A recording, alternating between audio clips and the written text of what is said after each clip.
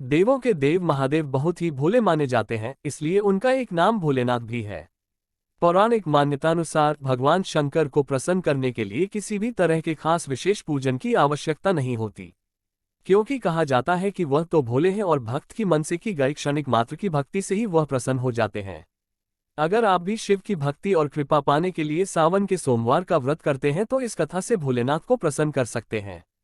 साहूकार को मिला संतान प्राप्ति का वरदान। एक बार किसी एक नगर में एक साहूकार था। उसके घर में धन की कोई कमी नहीं थी, लेकिन कोई संतान न होने के कारण वह बहुत दुखी था।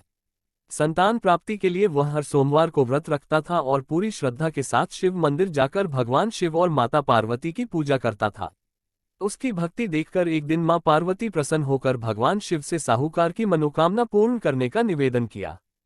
पार्वती जी के आग्रह पर भगवान शिव ने कहा कि हे पार्वती, इस संसार में हर प्राणी को उसके कर्मों का फल मिलता है और जिसके भाग्य में जो हो उसे भोगना ही पड़ता है। लेकिन पार्वती जी ने साहूकार की भक्ति देखकर उसकी मनोकामना पूर्ण करने की इच्छा व्यक्त की। माता पार्वती के आग्रह पर शिवजी ने साहूकार को पुत्र प्राप्ति का वरदान तो दिया, लेकिन उन्होंने बताया कि यह बालक 12 वर्ष तक ही जीवित रहेगा। माता पार्वती और भगवान शिव की बातचीत को साहूकार सुन रहा था, इसलिए उसे ना तो इस बात की खुशी थी और ना ही दुख। वह पहले की भांति शिवजी की पूजा करता रहा।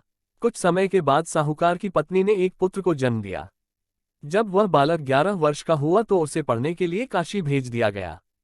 साहूकार ने पुत्र के मामा को बुलाकर उसे बहुत सारा धन देते हुए कहा कि तुम इस बालक को काशी विद्या प्राप्ति के लिए ले जाओ। तुम लोग रास्ते में यज्ञ कराते जाना और ब्राह्मणों को भोजन दक्षिणा देते हुए जाना। दोनों मामा भांजे इसी तरह यज्ञ कराते और ब्राह्मणों को दान दक्षिणा देते काशी नगरी निकल पड़े। इस दौरान रात में एक नगर पड़ा जहां नगर के राजा की कन्या का विवाह था, लेकिन जिस राजकुमार से उसका विवाह होने वाला था वह एक आंख से काना था।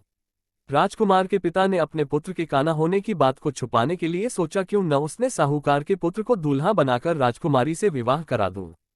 विवाह के बाद इसको धन देकर विदा कर दूंगा और राजकुमारी को अपने नगर ले जाऊंगा। लड़के को दूल्हे के वस्त्र पहनाकर राजकुमारी से विवाह करा दिया गया। साहूकार का पुत्र ईमानदार था, उसे यह बात सही नहीं लगी, इसलिए उसने अवसर पाकर राजकुमारी के दुपट्टे पर लिखा कि तुम्हारा विवाह तो मेरे साथ हुआ है, लेकिन जिस राजकुमार के संग तुम्हें भेजा जाएगा वह एक आंख से काना है। मैं तो काशी पढ़ने जा रहा हूँ। जब राजकुमारी ने चुन्नी पर लिखी बातें पढ़ी तो उसने अपने माता पिता को ये बात बताई। राजा ने अपनी पुत्री को विदा नहीं किया, फिर बारात वापस चली गई। दूसरी ओर साहूकार का लड़का और उसका मामा काशी पहुंचे और वहां जाकर उन्होंने यज्ञ किया। जिस दिन लड़का 12 साल का हुआ उस दिन भी यज्ञ का आयोजन था। लड़के ने अपने मामा से कहा कि मेरी तबीयत कुछ ठीक नहीं है। मामा ने कहा कि तुम अंदर जाकर आराम कर लो। शिवजी के वरदानुसार कुछ ही देर में उस बालक के प्राण निकल गए। मृत भांजे को देख उसके मामा ने विलाप करना शुरू किया। संयोगवश उसी समय शिवजी और माता पार्वती उधर से जा रहे थे। पार्वती माता ने भोलेनाथ से कहा, स्वामी, मुझे इसके रोने के स्वर सहन नहीं हो रहा, आप इस व्यक्ति के कष्ट को अवश्य दूर करें।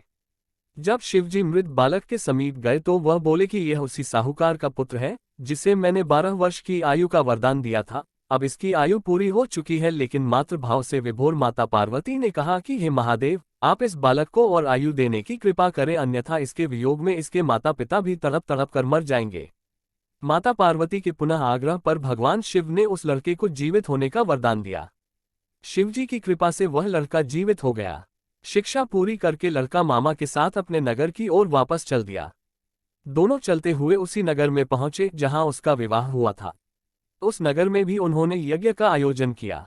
उस लड़के के ससुर ने उसे पहचान लिया और महल में ले जाकर उसकी खातिरदारी की और अपनी पुत्री को विदा किया। इधर साहूकार और उसकी पत्नी भूखे प्यासे रहकर बेटे की प्रतीक्षा कर रहे थे। उन्होंने प्रण कर रखा था कि यदि उन्हें अपने बेटे की मृत्यु का समाचार मिला तो वह भी प्राण त्याग देंगे, परंतु अपने बेटे के जीवित होने का समाचार पाकर वह बेहद प्रसन्न हुए। उसी रात भगवान शिव ने साहूकार के स्वप्न में आकर कहा, हे श्रेष्ठी, मैंने तेरे सोमवार के व्रत करने और व्रत कथा सुनने से प्रसन्न होकर तेरे पुत्र को लंबी आयु प्रदान की है। इसी प्रकार जो कोई सोमवार व्रत करता है या कथा सुनता और पढ़ता है उसके सभी दुख दूर होते हैं और सभी मनोकामनाएं पूर्ण होती हैं।